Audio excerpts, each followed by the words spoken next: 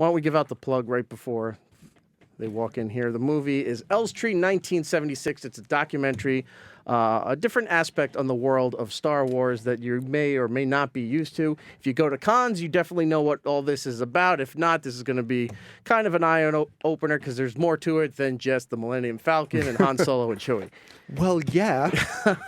Different levels yes, in there there. is. Star Wars is kind of like a cultural thing that's slightly important to some people.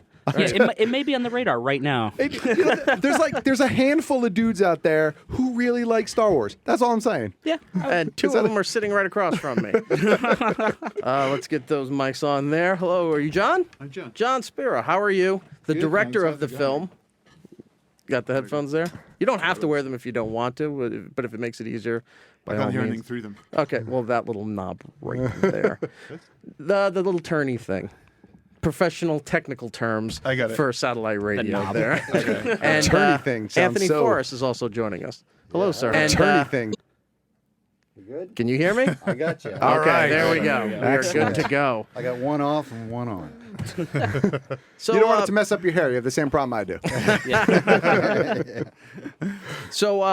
I only found out about this movie this past week. Matt has heard things here and there about this movie for a while, but it just kind of fell into our lap this week, and we got the copy, and I watched everything.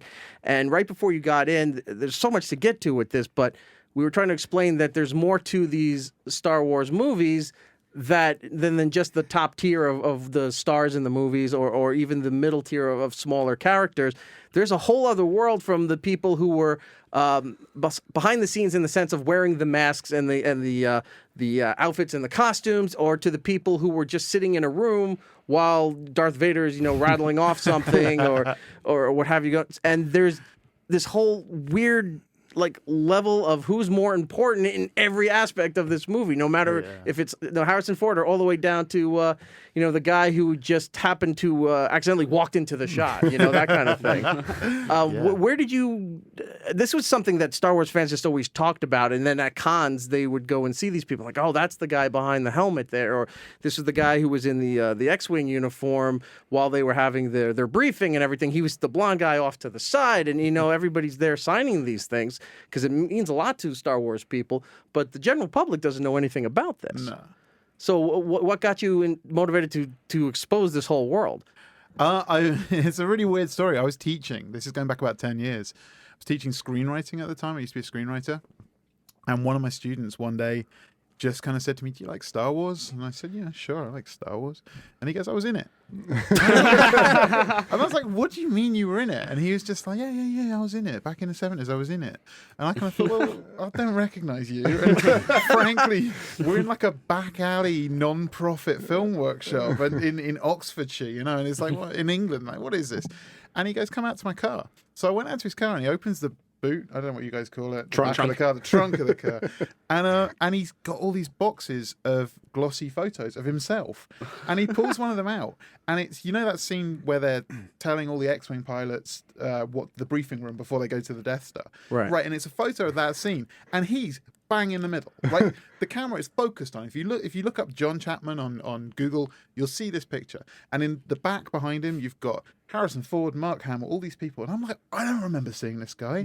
So I go home that night, I stick the DVD on, and the scene was shot from the other angle.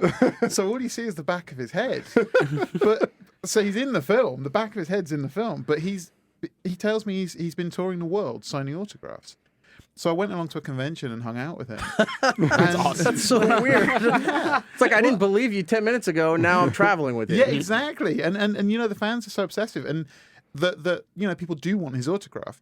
But while I was sat with him, I just watched him swinging between despondency when people just ignored him completely. They were like, why is this guy here? They're looking at him like, what, he was an extra in Star Wars? Who wants his autograph? And at that point, he's kind of going, I just want to go home. I don't know why I do this. But then someone comes straight up to him and says, oh my God, you were in Star Wars? And he's like, yeah, I was in Star Wars. And I just thought, like, he's this amazing guy. He wears his heart on his sleeve. He's a lovely guy. And I just thought, there's something to this. And I was seeing the other people doing the signings, and a lot of the time, they're sat behind these tables, and sometimes they're ignored, and sometimes they're not ignored. And I was just like, there's something in this. There's some conflict. There's something strange going on. And I'm just fascinated by, my last documentary was about people who have been marginalized by kind of pop culture. and it just rang all the bells for me. That was one of the interesting things about the con world. I mean, obviously it started up with comic book collectors, but as it expanded, toy collectors got in there, and everybody who had, He-Man from '82 sitting in their basement brought out and had a table. And then it got to the point where these smaller, unknown actors in anything, be it Star Wars, Star Trek, Battlestar Galactica, all those things, started showing up there as big talent.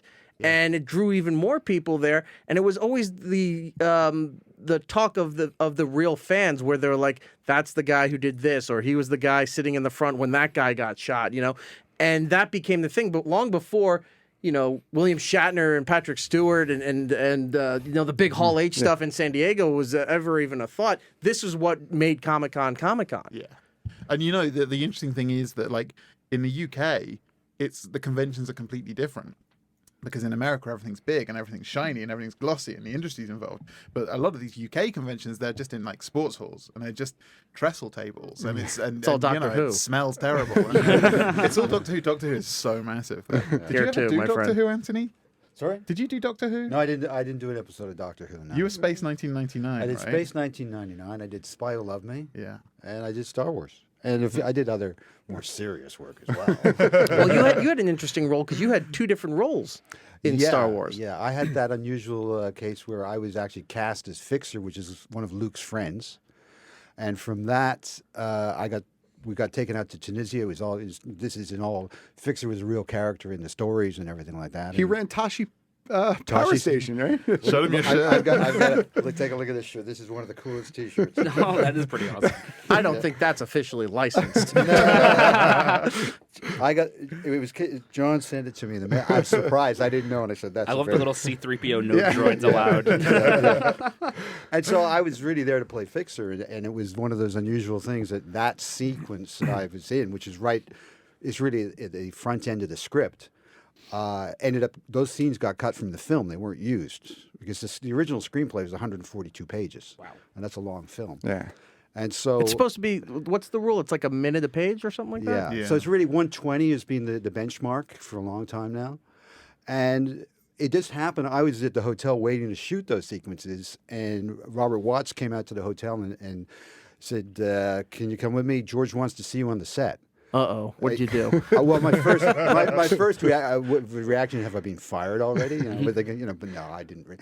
But I kind of just, we drove up, and as we drove up, George obviously saw the car, and he was walking towards the car with the script in his hand.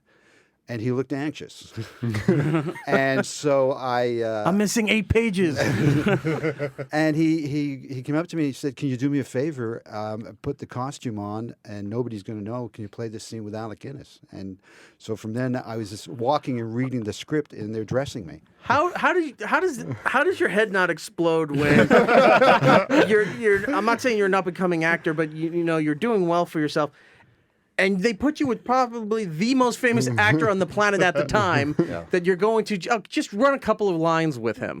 Yeah, I know. It was one of those things where I went into baseball mode. When I played baseball, I was always the guy that sat on the bench most of the game. And when they needed the hit, they brought me in to get the hit, to get the base run. To get the hit or just to lean in and have the ball hit you? No, I got the Not to get hit. I was Okay. really good at that. I was the get hit kid. Oh, okay. I wasn't a great runner. I wasn't that great in the outfield, but for some reason, I could always strike the ball. And that was I just went kind of into that mode. And so I said, yeah, let's do it. You were And- like the Happy Gilmore of baseball. yeah, You could knock it out of the park. Your short game wasn't up to par. yeah, that's it. Yeah.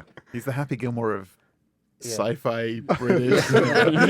So for me, it was a great moment. I mean, we had a quick chat and we just went and started rolling the scene and went through it. And it was one of those things that I never really talked about it because it was just something that I'd gotten on with my life and kind of, and also I didn't have photographs of me at the time finally, there were photographs emerging over the years of me in rehearsal without the helmet on and doing the scene with Alec Guinness and Mark Hamill.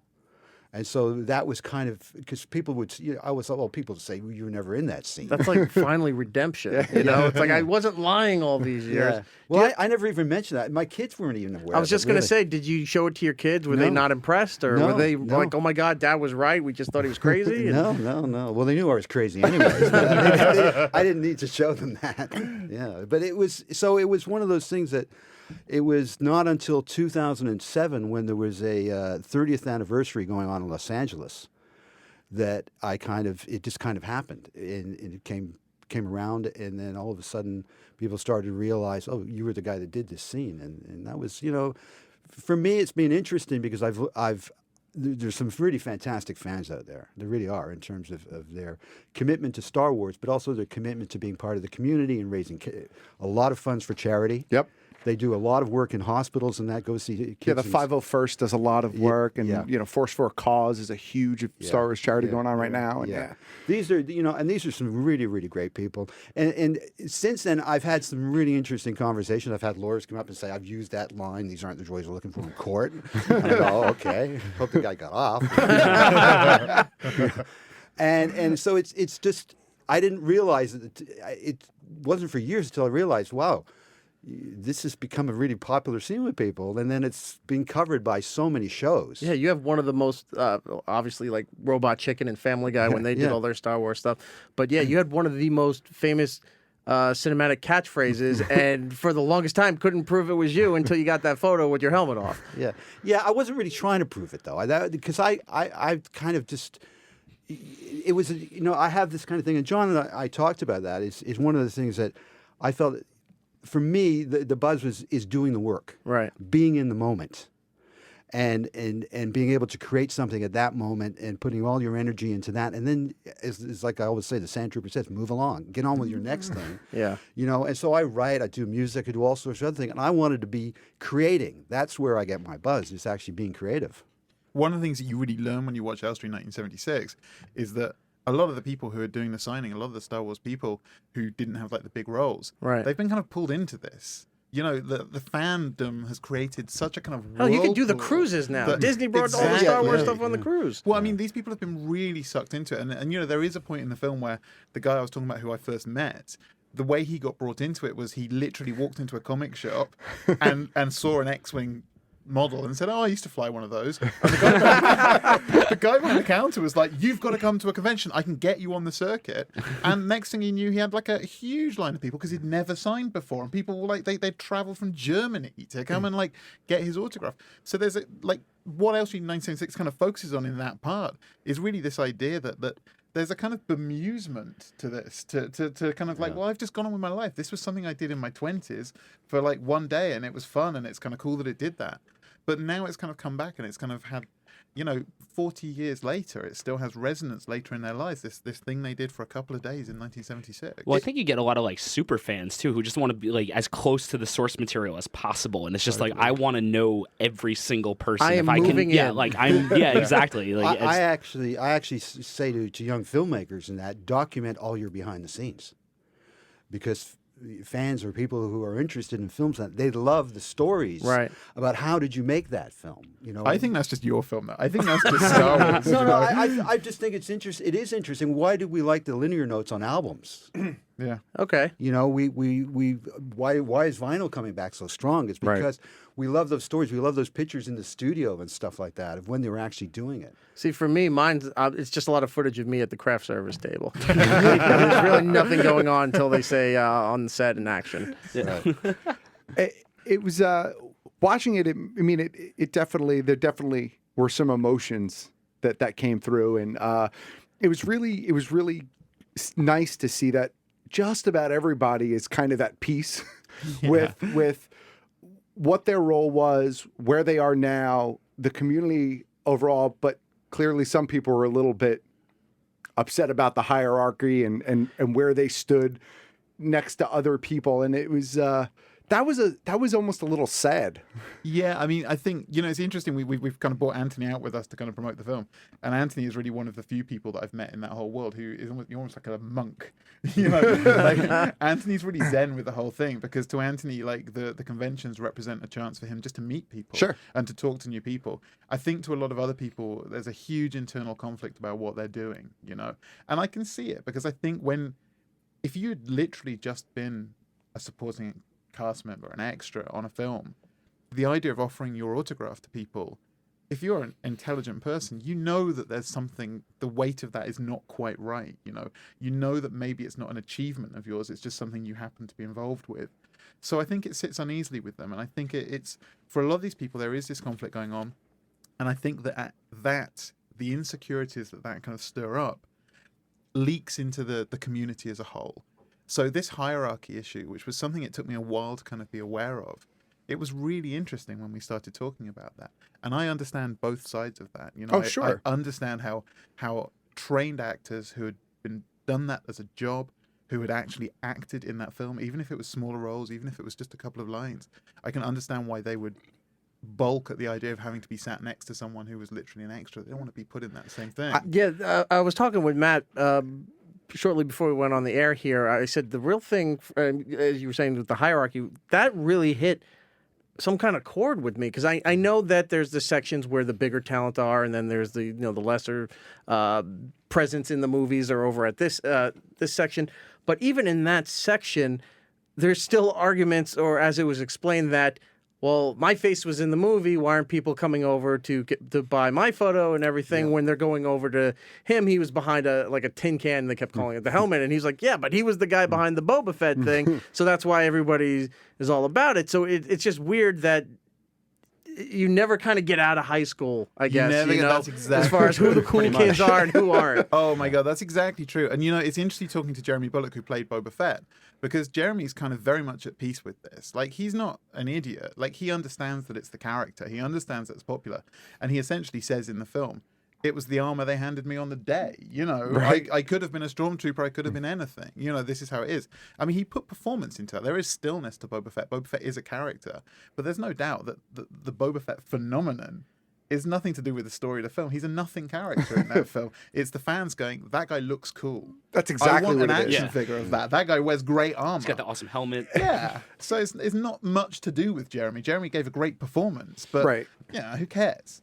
One thing you kind of used throughout the film is you kind of had these transition scenes where you actually would show action figures. Yeah. And I kept on waiting for you to hit on that a little bit more, because as a fan, I kind of feel like a lot of characters get elevated because of the action figures. And the joke as a Star Wars collector is like, every character has been made. Like, every little alien in the cantina has a figure, and you might not ever know their name until the figure comes out. Absolutely. Hammerhead was just Hammerhead until his figure came out, and then he got a name, like that kind of thing. It wasn't in the documentary itself, but is that something that kind of went on behind the scenes in your conversations? Did people talk about their figures? And yeah, I mean, the reason that the figures are in there, the figures, the reason that they're only at the very beginning and the very end of the film, and the reason I want to do that is to just show you, just to lead you straight into the film, right, and just say, right, we're talking to a cross section of people, and here's how they differentiate. And the way they differentiate is because how they respond to their action figures. So when I said to Anthony, how does it feel to be an action figure? He just kind of said, well, it's fine, it's good, it's fun, I don't know. And I was like, have you got one? And he was like, I think I might have given it away. But then you talk to someone else, you talk to Derek, who really does define himself. He was an extra in the final scene of Star Wars. He really does define a lot of himself by that. You talk to him and he's like, I've got 2 action figures. They've made 2 action figures of me. I've got 20 of them, and I make sure I've always got a stack of them. And, Dave Prowse just says, well, it's George Lucas, it's corporate, I don't care. Yeah. And what I was trying to do there is just show you how different all these people are and how different their reactions are to having been in Star Wars. And then it comes back to the action figures at the very end just to kind of tie it up. So I didn't want to really go. There wasn't enough time in the film to go into action figures. We only have a couple minutes left. Do you have? Actually, I just wanted to. Jeremy Bulloch. Yeah. Did he give you a hard time to do it? Because it's you kind of saved him for the the end of the film, not giving anything away, but you kind of save him as almost the the cap on the film, and he is Boba Fett, so certainly in the fans' eyes he is elevated a bit more. Was that him? Did he? The only reason Jeremy comes in at the end is a structural reason. Okay. The whole point of the film is that it's people who were in the original Star Wars film only. Oh, okay. And Jeremy's in Empire Strikes Back. So I saved him to the final act because we're talking about the conventions. Right. And Jeremy is king of the conventions. Yeah. So that's why he's there, and that's why he's Jeremy is like, if you were going to do the cast list, it would say, and guest starring Jeremy Bullock. He's not part of the crew who were in the first film. Right. So he's kind of to the side. I think the other thing that has driven this is the fact there are so many collectors and people that collect have wanted to have. If you have a Star Wars poster from a particular period, they wanted everybody's possible name that they could get that was involved in that film. That includes camera crew. That includes continuity. That includes makeup. Anything like that, because they were part of that whole event. Which is, in a way, it's kind of nice for those people who work behind the scenes who have never get some had recognition, to get some recognition, because a film is a group of people pulling together. It really, if you're going to make it work, you've got to get everybody going, hopefully in the same direction, and actually, pulling together as a team. And these are all people that are part of the team. And in most of the cases, they put a lot more time and effort from their lives into that production than the people in front of the camera. Yeah. Before we go, I got to ask, since this whole thing is based on this whole weird subculture of the Star Wars universe, how difficult was it getting permission to use everything that you were using in the movie from? Were you making it when Lucas still owned it, or did Disney have the property? They bought it while we were making it. I think we were filming the interviews. So you at the time started they the deal bought with it. Lucas, and then Disney absorbed it? No, we didn't kinda? talk to anyone. No. Oh, Jesus. We didn't talk to anyone. No, why bother? I mean, look, it's an independent film. Right. We got a lot of our funding from Kickstarter to get this done, and we were very aware of the concept of fair use, the legal concept. We spoke to the Hollywood lawyers who literally wrote the book on fair use. They sent us all the things you had to adhere to, and we'd already adhered to them. Okay, Like, so we don't break it, and I didn't want Lucasfilm involved. Like, it's not. Yeah, you don't want. Yeah, you don't want to be official. This is not part of that. This is not not official. Just with Disney being a much bigger company than Lucas was, they tend to be very ultra protective of their properties. And I just didn't know if that you went through jumping through all these hoops just to get permission to use stills. No, and not things we like just that. didn't. We just didn't talk to them.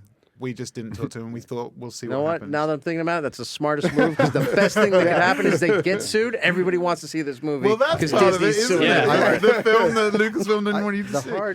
I think the hard one for you to get was the one with me and John Lennon. Yeah, that's true. Getting the photo That of was Anthony with awesome, John by the way. Lennon That was in difficult. Montreal, right? Yeah, Yeah, you yeah. went up there they did, when John, for those who haven't seen the movie yet, or if you got, there's a scene where they're talking about John Lennon and Yoko doing their bed-ins, like they did in New York, they did in Montreal, they were traveling with this thing.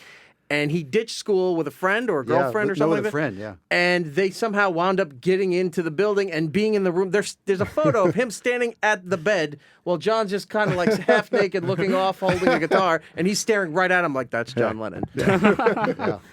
That It's alone one- is a great An- career Anthony- milestone. Yeah, Anthony that's why I said I was 17, going on 18 at the time, and so when people asked me about Star Wars, I said, "Hang on, I got something that's really pretty special." Anthony always compares himself to Forrest Gump. He's cropped up in all of, and his surname's Forrest, and he's cropped up in all of these pop cultural references. And It's I actually amazing. mentioned it earlier today, was the fact that I actually, up until the age of 5, I had splints on my leg. And when I saw the film, my wife had looked at me and she saw that I was in tears, because to me it was kind of just a strange thing, because I was almost watching. At the age of 5, they were off, and I ran my first 50-yard race when I was a kid, wow. and I won a box of chocolates. You can sue. That's how weird. Yeah. Yeah. This seems a little too close to the I was source gonna say, material. Yeah. That's awesome. Where can let's get the plugs out. Where can everybody see this movie? It came out today. It's in select cinemas. It's come out on video on demand.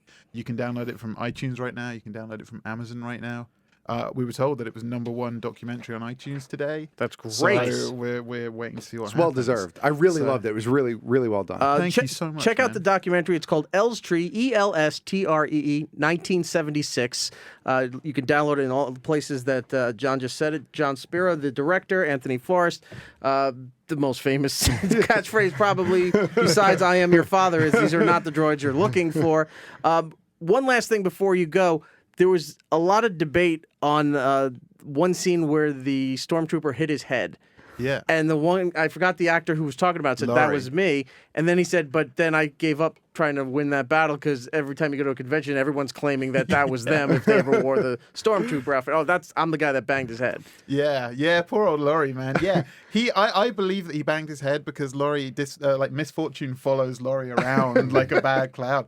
There was actually a great story that we cut out, which is that during a key sequence, he had diarrhea, and his description of trying to get out of a stormtrooper costume when you have diarrhea, and then they were saying you've got to get back on set, so he was putting it back on, and then he was going, I've got to go back to the toilet. He's running through a car wash. I believe that Laurie's the one who banged his head because I know Laurie, and I believe he bangs his head on an almost daily basis. So I'm buying that. Yeah. Gentlemen, thank you so much for especially for coming into the studio live and talking to us there. We had a great time watching the movie. I think everybody out there, if you're a Star Wars fan, sci-fi fan, or any kind of curiosity as far as the con life or any kind of movie, even if you're a Godfather, like they could do a con with the Godfather and all the people at the wedding is like, oh, I'm the guy with the lady over there drinking this, and they'll draw a crowd and people will come and buy photos and take pictures and what have you. Check out the documentary Elstree 1976. That's ELSTREE 1976. It's also on Twitter under that name, and Video Jon, Jon for you. Anthony's not on social media, at least that we could find. Yeah, I am. I'm out there. Oh, yeah, you are? Yeah, it's not. My Facebook page isn't public, but there's I think I have a Twitter account somewhere. I'm on Bandcamp. Okay. I got a Reverb Nation account as well. Yeah. All right. Oh, nice. Yeah. And if you, of course, see him at every con, you guys going to do Celebration?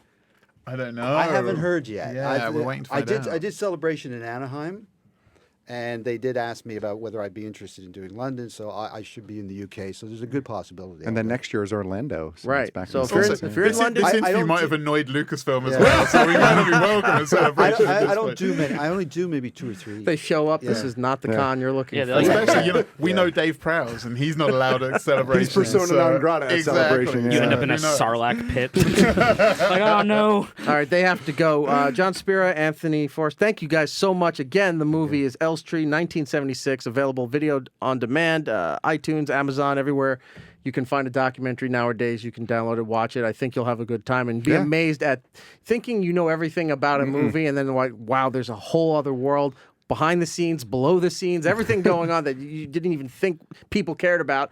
People care about. So definitely check this out.